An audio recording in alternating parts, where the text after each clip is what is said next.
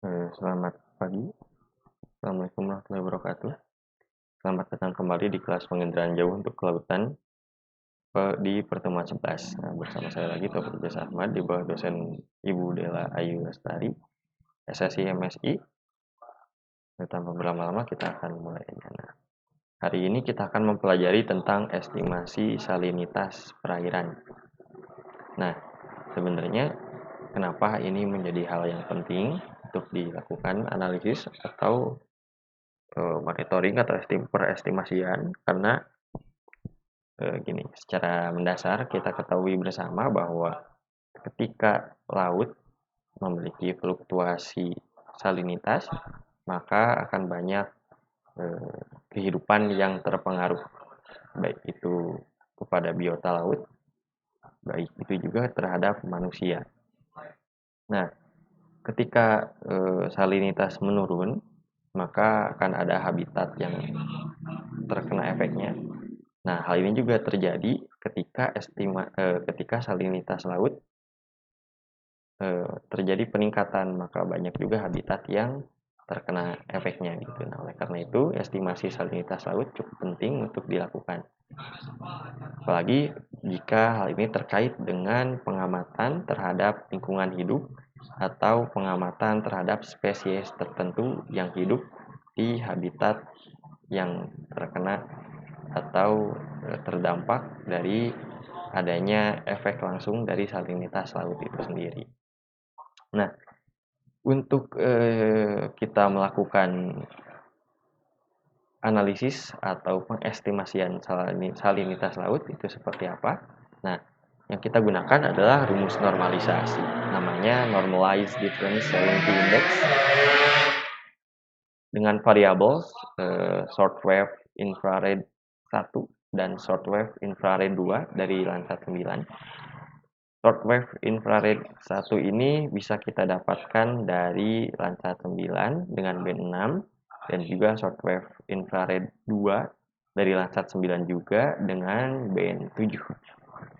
Lalu bagaimana implementasinya?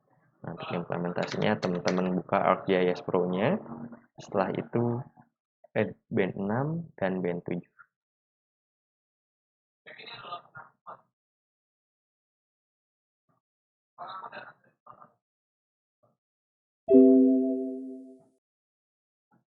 Ini, nah nanti untuk datanya jangan khawatir, saya akan provide gitu. Nah, anggaplah ini merupakan perairan yang akan teman-teman amati. Nah, di sini perlu teman-teman catat adanya reflektansi awan yang terdeteksi. Nah, ini akan mengaburkan nilai hasil akhir gitu. Tapi ya tidak begitu masalah, jadi kita anggap si awan ini sebagai tidak ada. Nah, saya sarankan teman-teman untuk melakukan analisis ini sebelum mendownload, dicek dulu di Earth Explorer tentang persentase awannya. Usahakan memilih citra dengan persentase awan seminimal mungkin, karena kalau ada nilai awannya maka itu akan mengaburkan nilainya. Nah, ini perlu teman-teman catat juga bahwa Landsat 8 hanya memotret perairan yang dekat atau yang contains dengan daratan seperti ini. Tapi kalau teman-teman cari, misalkan teman-teman pengen mengamati area di misalkan ini Samudra Hindia misalkan ya, dan di sini tidak ada daratan, maka teman-teman jangan berharap untuk mendapatkan citra Landsat 8 ataupun Landsat 9 di perairan terbuka seperti yang nggak ada daratnya. Nah, gimana caranya teman-teman dapat data salinitas di lautan terbuka seperti ini? Nah, teman-teman bisa cari dari citra MODIS ataupun citra lainnya yang ada dia merekam di atas lautan terbuka tanpa adanya daratan gitu. Nah, tapi ada perbedaan signifikan sih. Kalau Landsat itu kan resolusinya cukup moderate lah, medium. Nah, biasanya untuk monitoring laut terbuka seperti ini tanpa ada darat, biasanya dia resolusinya sangat rendah. Perlu teman-teman catat bahwa MODIS sendiri resolusinya adalah 5 kali 7 km. beda jauh dengan Landsat yang resolusinya 30 kali 30 meter. Ini satuannya masih meter, mau di satuannya udah kilometer gitu. Nah, ini kita band 6 sama band 7 udah kita add. Langkah selanjutnya adalah kita gunakan raster kalkulator. Ya, jadi kalau teman-teman mau monitoring di laut terbuka, teman-teman nggak bisa berharap dengan Landsat ya. Jadi silahkan mencari citra lain. Nah, kita kembali ke rumusnya. Kita akan menggunakan rumus normalisasi dari SWIR 1 dan SWIR 2. Rumusnya adalah band 6 atau SWIR 1 dikurangi dengan SWIR 2 dan dibagi dengan SWIR 1 ditambah dengan SWIR 2. SWIR itu short wave infrared ya. Selanjutnya kita kasih nama normalized difference salinity index NDSI. Bisa teman-teman catat dengan NDSI. Itu kita run.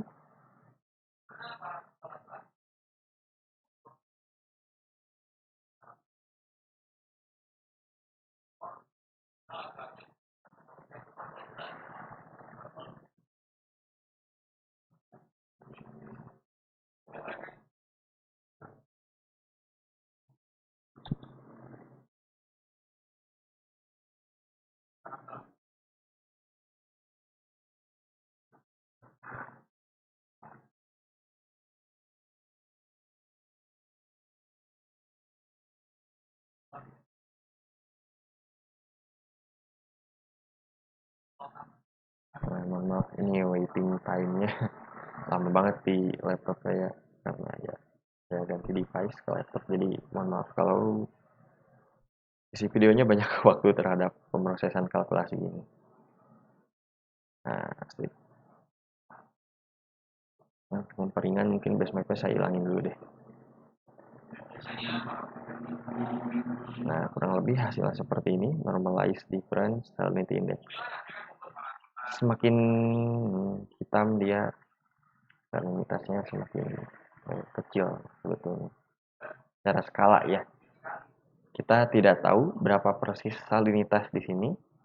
Yang kita tahu bahwa semakin positif nilai, maka nilai salinitas itu semakin tinggi. Sedangkan semakin negatif, maka salinitas itu semakin negatif. Nah, pertanyaannya, kenapa darat punya warna putih? Artinya salinitasnya lebih baik daripada laut.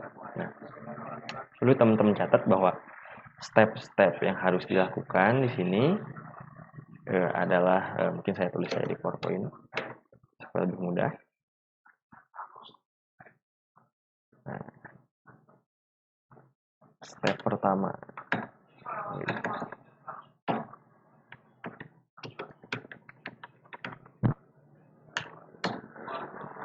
Step pertama adalah teman-teman hilangkan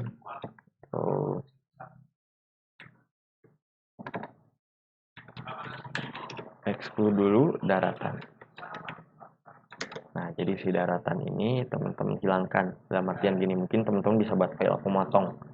Teman-teman misalkan pengen mengamati perairan ini doang. Teman-teman bisa buat manual digitasi untuk memotong.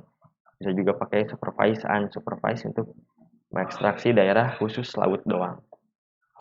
Nah, setelah exclude daratan, teman-teman kalkulasi NDSI-nya atau Normalized Difference Salinity Index, dan setelah itu teman-teman akan mendapatkan nilai yang lebih baik.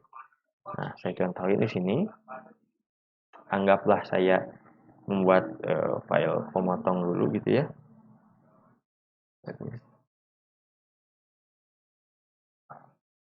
Saya buat file pemotong dulu.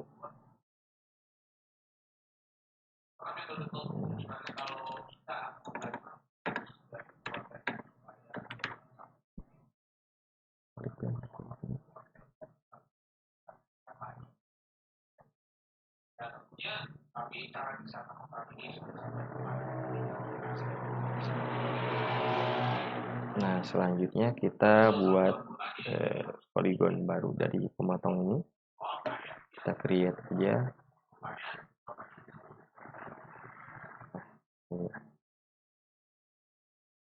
Anggap teman-teman melakukan pengamatan di sini. Nah, untuk implementasinya saya rasa teman-teman tidak boleh seperti ini. Buatlah digitasi yang lebih rapi gitu ya. Karena digitasi ini merupakan representasi dari area pengamatan yang teman-teman lakukan gitu. Jadi harus akurat banget.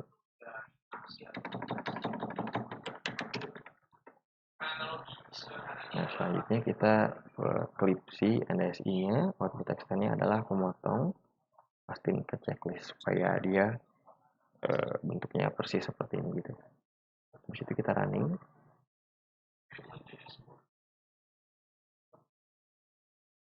Nah, kalau nggak di checklist, use input features for clipping geometry, teman-teman akan menghasilkan clipping yang bentuknya kotak gitu, tidak menyerupai file pemotongnya. Nah, seperti ini udah kita dapat. Nah, di sini itu teman-teman lihat, dia tidak ada darat ya gitu ya. Tapi setelah di NDSI kita bisa dapat area dengan dengan nilai diferensiasi salinitas tertentu lebih spesifik di laut gitu, sehingga kita bisa dapat bahwa daerah-daerah ini punya salinitas yang lebih rendah gitu dibandingkan dengan area yang lain. Tapi perlu saya kembali tekankan tentang pengaruh awan di sini ya. Bisa kita lihat ini band 7, di band 7 bisa kita lihat adanya awan tipis di sini. Kita lihat hasil NDSI yang sudah kita klik, dan di sini awan juga cukup berpengaruh. Bisa dilihat di sini ada pattern dari awan tipis yang dihasilkan. Apalagi kalau awannya udah tebal kayak begini ya. Nah, untuk itu teman-teman saya tekankan kembali perlu memiliki citra yang bersih dari awan. Terutama di bagian airnya karena kita akan mengamati salinitas di bagian perairan. Nah, namun khusus untuk kali ini karena kita fokus kepada aspek pembelajaran, kita bisa menganggap atau mentoleransi pada citra ini yang sudah saya potong. Anggaplah ini sini tidak ada awan gitu ya. Anggap aja nggak ada awan. Anggap aja di sini merupakan diferensiasi nilai salinitas yang disebabkan oleh faktor alam lain. Kita toleransi nilai awan, tapi untuk penerapannya saya sangat tidak mentoleransi teman-teman untuk menggunakan citra dengan adanya indikasi tutupan awan. Nah, untuk mempermudah analisis, teman-teman harus menggunakan Reclassify. Nah, kita pakai Reclassify. Input rasternya adalah NDSI clip dan request float-nya adalah value. Nah, kemudian kita classify. Nah, kita akan menggunakan interval di sini untuk diklasifikasi. Nah, di mana kita menentukan interval? Kita bisa lihat di sini ada value.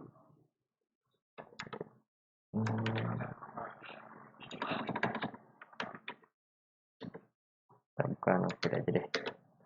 Di sini ada 0,08 batas upper dan batas limit bawahnya. Dia ada negatif 0,05. Lalu gimana cara menentukannya? Teman-teman perlu ngitung seperti ini nih. Teman-teman bisa pakai metode lain yang lebih cepat, tapi saya secara fundamental saya contohin ini. Teman-teman harus interval sebesar, kita tahu bahwa di sini dia bergerak di nilai pangkat negatif 2 atau 0,02. Pergerakan value-nya ada di sekitaran sini. Oleh karena itu intervalnya adalah di sekitaran situ juga gitu. Atau mungkin lebih sekitaran sini juga interval. Jadi yang teman-teman perlu lakukan di classify adalah 0,07, 0,06 dan seterusnya sampai dengan negatif 0,05. Lalu gimana cara menentukan interval seperti ini? Teman-teman lihat aja berapa banyak angka di depan maksudnya berapa banyak faktor pengali secara desimalnya gitu. Ini kan 10 pangkat negatif 2. Lalu gimana kalau datanya adalah 0,0009 seperti ini. Dia ranking sampai dengan 0,00 berapa ya? Negatif deh, saya kasih negatif 1 misalkan. Nah, kita ketahui bersama bahwa di sini ada 3 0, maka dia adalah pangkat negatif 4. Nah, kenapa pangkat negatif 4 interval bergerak di kenapa interval bergerak di pangkat negatif 4 gitu? Karena kalau bergerak di atas ini pangkat negatif 1 misalkan, jadi intervalnya adalah 0,1 sampai dengan negatif 0,1. Nah, kalau seperti ini, maka dia tidak akan memberikan representasi nilai yang akur, karena berapapun nilai yang bergerak di negatif 0,1 sampai dengan 0,1 dia akan dijadikan satu kelas. Sementara realitanya dia ini memiliki bisa dibagi jadi berbagai kelas ya, dari negatif 0,001 sampai dengan 0,009. Nah, seperti itu. Jadi ini akan diklasifikasikan per 0,0 sama dengan negatif 0,05 gitu. Jadi ada berapa kelas di 0,08, 0,07, 6, 5, 4, 3, 2, 1, 0, 1, 2, 3, 4, 5. Ada sekitar 14 kelas. Kita classesnya kita jadikan 14 saja. Nah, di sini upper value-nya kita ganti jadi 0,06. Berarti di sini ada 15 kelas.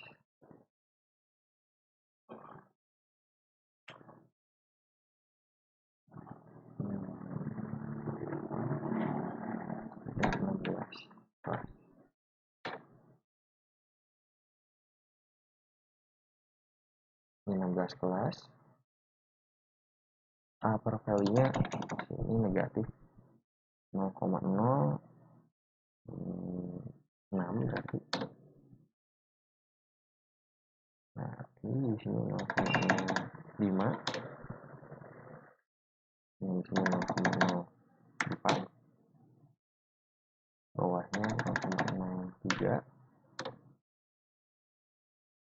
Dan ini terus berlanjut sampai dengan nilai maksimal 0,085.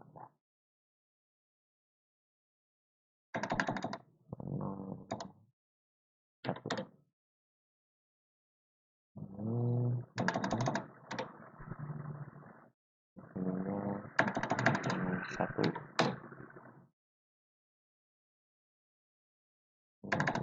dua,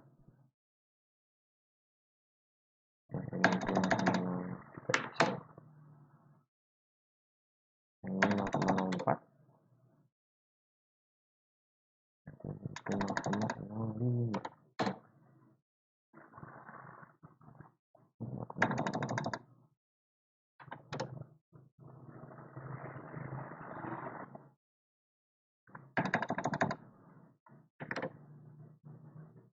Dan yang terakhir 0,08. Kita klik OK. Nah, perlu teman-teman catat di sini di new classes-nya. Nah, karena dia akan teridentifikasi nantinya sebagai grid code. Ya, perlu teman-teman catat di sini. Mungkin teman-teman bisa screenshot gitu, karena jangan sampai lupa ketika sudah diekspor jadi save file dan teman-teman bingung dengan nilai grid code-nya. Nanti misalkan teman-teman dapat harus menganalisis nilai grid code dari mungkin dari 0, nantinya jadinya 1 ini akan di reset jadi 0 sampai dengan 15, dan teman-teman nggak tahu berapa representasi nilai dari masing-masing nilai grid code.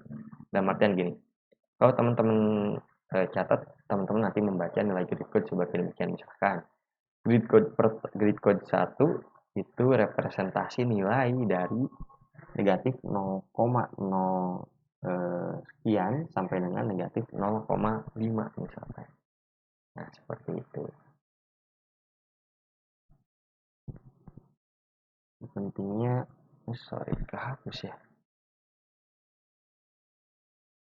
Ini ada nih. Nah, seperti itu. Jadi teman-teman harus catat atau minimal screenshot lah. Grid code ini representasi dari nilai berapa aja gitu. Oke, kita udah dapat masing-masing. Nah, seperti ini. Ini jadi kita lebih mudah melakukan analisis, meskipun ada indikasi awan di sini, tapi ya nggak apa-apa lah, kita bisa toleransi itu untuk pembelajaran doang.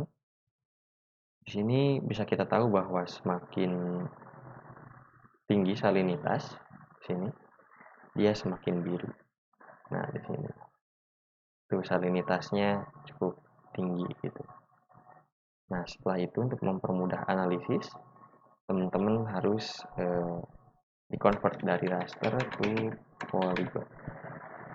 Jadi teman-teman bisa menghitung luasnya, teman-teman juga bisa membuat spatial join atau digabung si NDSI ini dengan misalkan si surface temperature. Nah, untuk digabung harus dirubah ke polygon dulu. Nah, saya sarankan supaya lebih mudah itu dikeluarkan dari geodatabase. Sini misalkan di Imagery aja. Kita kasih nama misalkan salinitas.shp. Oke, dan run.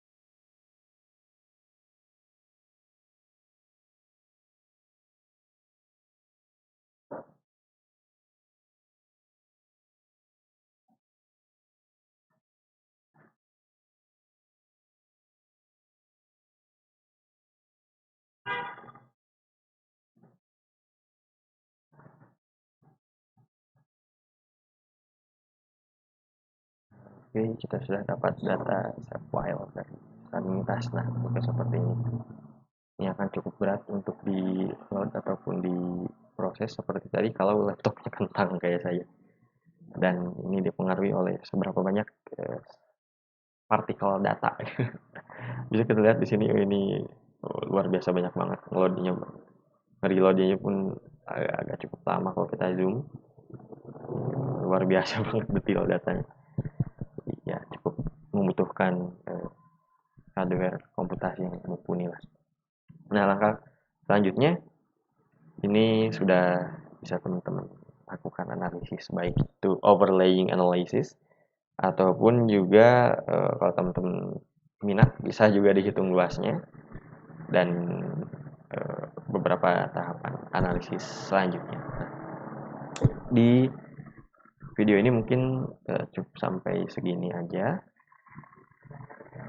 atau mungkin kalau ada teman-teman mau nanya boleh tanya ke WA saya di Japri aja. Nah, saya akan singgung dikit aja berkaitan dengan langkah selanjutnya, mungkin terkait dengan overlaying analysis ataupun juga requirement apa yang perlu dibutuhkan untuk analisis selanjutnya. Nah, satu hal yang paling penting di sini seperti yang saya tadi bilang, ada grid code. Grid code ini merupakan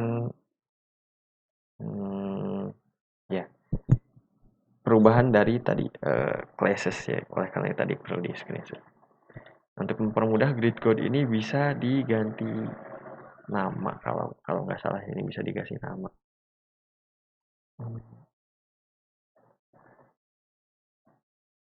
Coba dulu aja.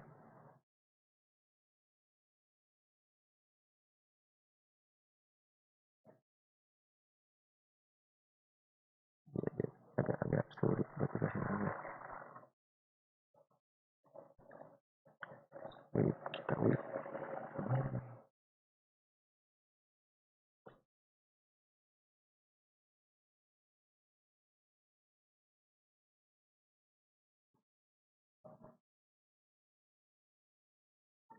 Ya berarti grid code dia nggak bisa dikasih ganti nama gitu. Jadi ya perlu diingat bahwa grid code ini kelas 8 itu representasi dari berapa dan seterusnya gitu. Nah, untuk overlaying analysis teman-teman saya akan coba mengoverlay si salinitas ini dengan si hasil praktikum sebelumnya, yaitu klorofil A deh. Kita coba.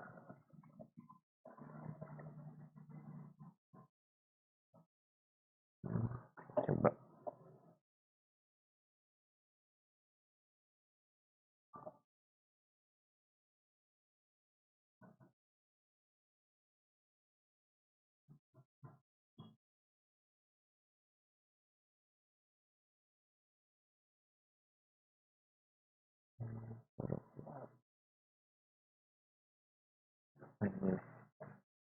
Klorofil A.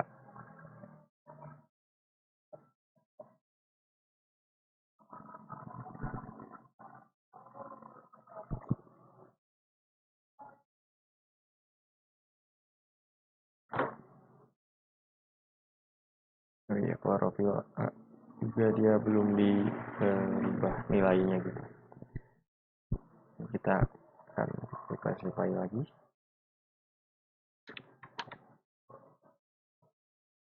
Dia range-nya ada di 10.1. Jadi kita akan klasifikasikan jadi kurang lebih berapa ya? Mungkin jadi 17 kelas lah.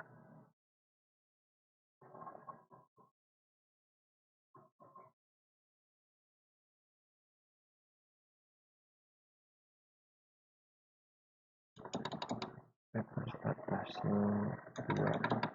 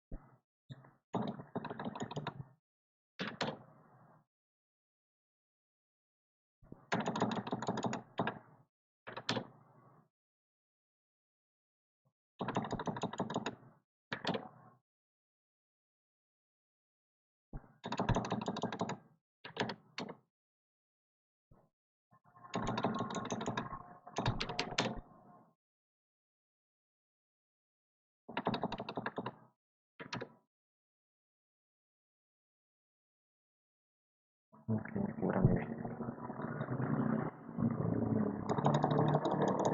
Kenapa lebih dari 13 ya?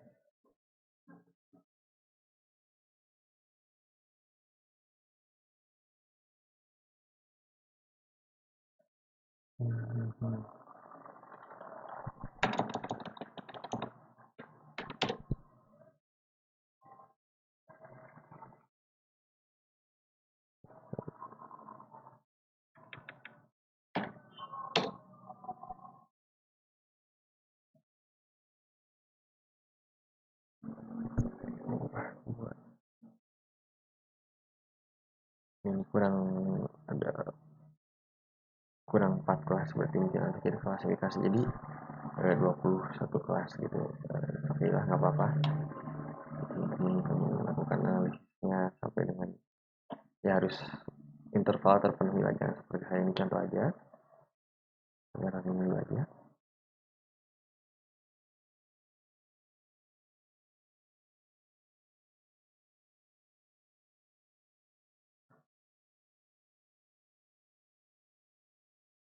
Habis itu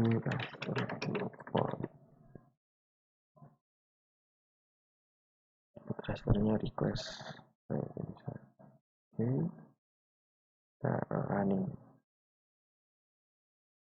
Saya akan contohin beberapa kebingungan yang terjadi ketika teman-teman overlaying analysis gitu, karena akan berbentrokan dengan nilai grid code.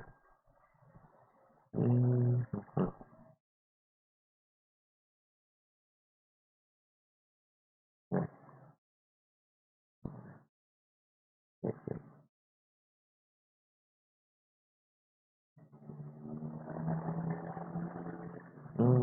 beda lokasi ya, sorry.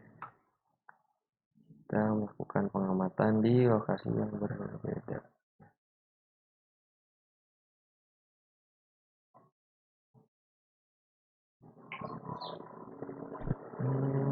Bisa lintas di sini ya. Nah, di atasnya. Ya, nggak masalah lah.